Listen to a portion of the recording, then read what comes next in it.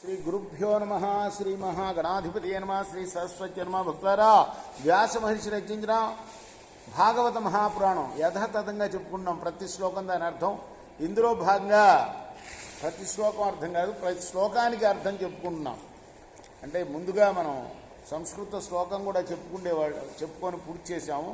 ఇప్పుడు కేవలం శ్లోకార్థం మాత్రమే చెప్పుకుంటున్నాము. తొందరగా మళ్ళీ ఒకసారి పూర్తి చేద్దాం భాగవతాన్ని అని. ఒకసారి పూర్తి చేశాం, ఒకసారి తెలుగులో కూడా పూర్తి చేశాం, ఒకసారి సంస్కృతం అర్థం పూర్తి చేశాం. ఇక్కడ కేవలం ప్రతి శ్లోకానికి అర్థం చెప్పుకున్నాం. అందులో భాగంగా నిన్నటి వరకు 12 స్కందాల్లో 2 స్కందాలు పూర్తి చేశాం. 3వ స్కందంలో 62 భాగాలుగా చెప్పుకున్నాం. ఈ రోజున 63వ భాగాన్ని ప్రారంభం చేద్దాం. ప్రారంభించే ముందు వ్యాసభావాన్ని ప్రార్థన చేసుకుందాం. వ్యాసాయ విష్ణురూపాయ వ్యాసరూపాయ విష్ణవే నమో వై బ్రహ్మణదే వాసిష్ఠాయ నమో నమః. సమర్థ సద్గురు సాయినాథ్ మహారాజ్ కీ జై. కర్ధమ మునీంద్రుడు బయలుదేరాడు. ఎక్కడికి చెప్పాడుగా, తన కొడుకు కపిలుడికి చెప్పాడు.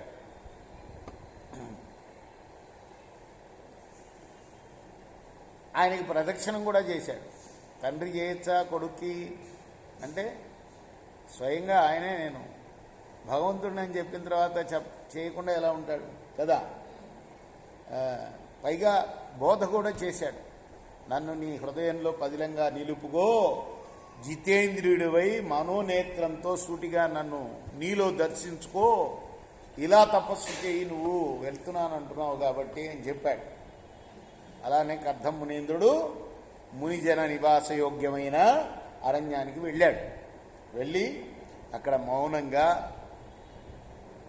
లోకంతో సంబంధాలన్నీ వదిలిపెట్టి, ఇంకా సన్యాసి కదా అయినా సన్యాసం పుచ్చుకున్నాడు. ముందే చెప్పేశాడు పెళ్లి చేసుకునేటప్పుడే మనువుకి, బిడ్డలు పుట్టిన తర్వాత నేను సన్యాసం తీసుకుంటాను, వదిలేస్తాను ఈ అమ్మాయిని అని దేవహూతిని వదిలేసి సన్యాసం పుచ్చుకున్నాడు. అంటే అగ్ని కార్యాలన్నీ కూడా వదిలేయాలి. నిత్యం చేసే బ్రాహ్మణుడు కదా అయినా నిత్యాగ్ని కార్యాలు చేయాలి.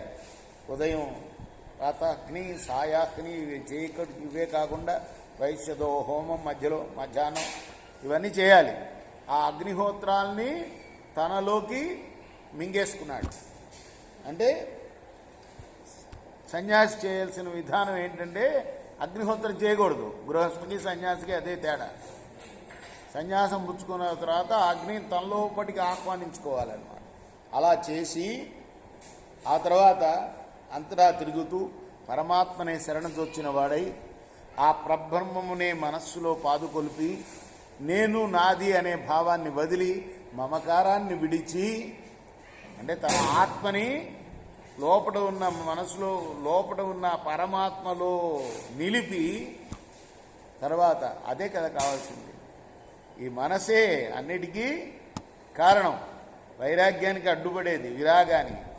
పొద్దుగా అనురాగం కావాలి దానికి. నేను, నావాడు, నాది కదా. విషయాల మీదకు పోనివ్వకుండా ఇంద్రియాలని నిలపాల్సింది ఎవరు? మనసు. ఆ మనసు నిలిపితేనే లోపల ఉన్న దేవుడి మీదకి వెళ్తుంది. లేకపోతే అయ్యో అందరిలో దేవుడు ఉన్నాడే అంటారే, ఏమిటి అంటే లాభంలా. ఆ దేవుడి దర్శనం కావాలి అని అంటే ఈ పని చేయాలి. మనస్సుని విషయాల నుండి పరమాత్మ మీదకి మన్నించాలి. ఇంద్రియాలని విషయాల మీద పోకుండా ఇంద్రియాలని మనసు మీదకి పరమాత్మ మీదకి పోనించాలి. ఆ పని చేశాడు ఈయన. అలానే సమస్త ప్రాణుల్ని కూడాను సమానంగా చూస్తూ, అందుకోసం మీకు అడవుల్లో బోలెడు పాములు తిరుగుతూ ఉంటాయి. అవి ఏమన్నా చేస్తాయా? వాళ్ళని ఏం చేయవు. ఆయన చేసే తపస్సు చేసేవాడికి ఇదే ఉండదు, వీళ్ళ మీద ద్వేషం ఏముండదు. కాబట్టి వాడికి తెలుస్తుంది వాళ్ళని ఏం చేయవు, పాములు పుట్టరాదని కదా. అలా తనతో సమానంగా అన్ని ప్రాణులను చూస్తూ ప్రశాంత స్వభావం కలవాడై, అలలు లేని సముద్రంలాగా చాంచల్యం లేకుండా సమస్త ప్రపంచాన్ని కూడా విష్ణుమయంగా భావిస్తూ భక్తి యోగంతో భాగవతులు పొందే పరమపదాన్ని అందుకున్నాడు. ఇదంతా ఎవరెవరికి చెప్తున్నారు? మైత్రేయ మహాముని విదురుడికి చెప్తున్నాడనమాట.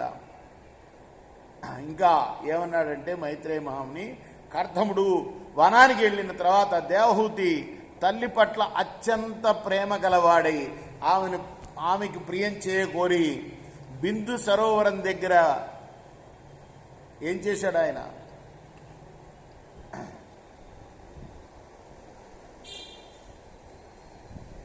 బ్రహ్మ చెప్పిన వాక్యాలని ఆమె గుర్తు తెచ్చుకుంది దేవహూతి.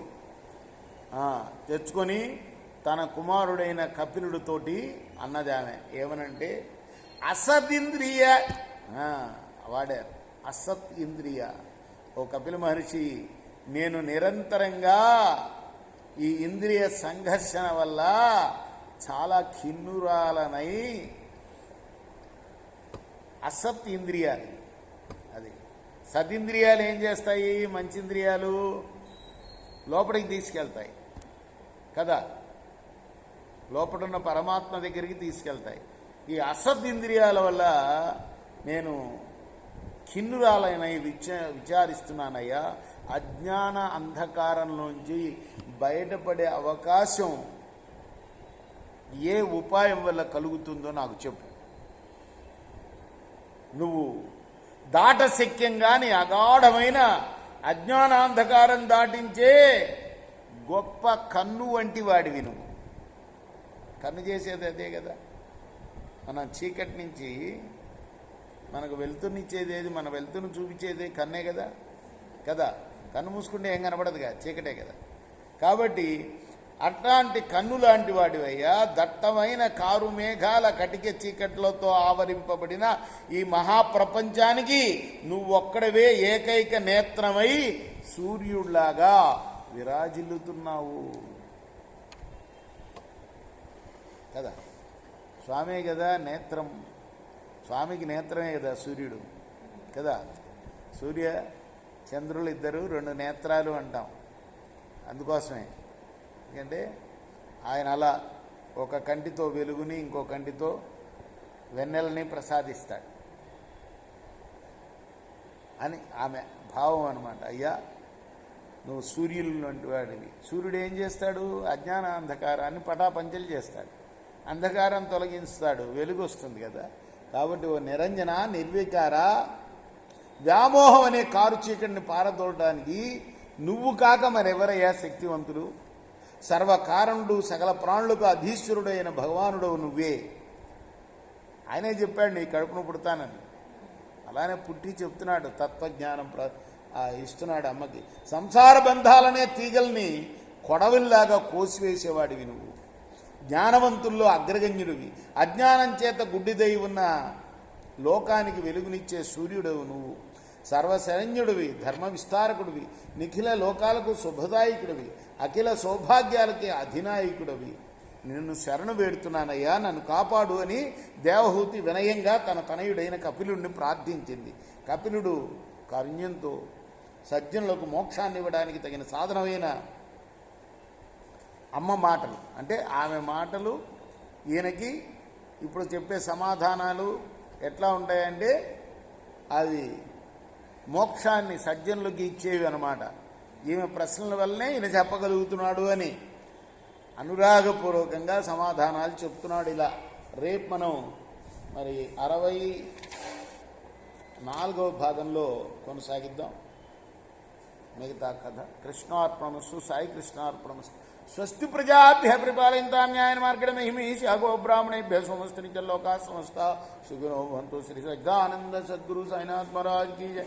చేకోరా హారతి దిగో సద్గురునాథ దేవ సాయినాథ. పాంచభౌతిక తత్వములనే హారతులిత్తుమురా. నిర్గుణం మగు స్థితే వీడి ఎట్లి ఆకారం పొందితివో సాయిరాం. సర్వము నిండిన నీవే ఇంకను ఉంటివి తల్లివలే. రజోతమో సత్వము నుండి మాయటు జనించే బాబా మాయటు జనించే. ఆ మాయ నుండి వేరే మాయ ఏ తీరుగా వచ్చే. సప్త సాగరాలు నీకు క్రీడారంగములు బాబా క్రీడారంగములు. నీ లీలాతల విస్తారణకే విశ్వము సృష్ట్యాయే. బ్రహ్మాండముల రచనము మాకు ఎలా చూపేవు బాబా ఎలా చూపేవు.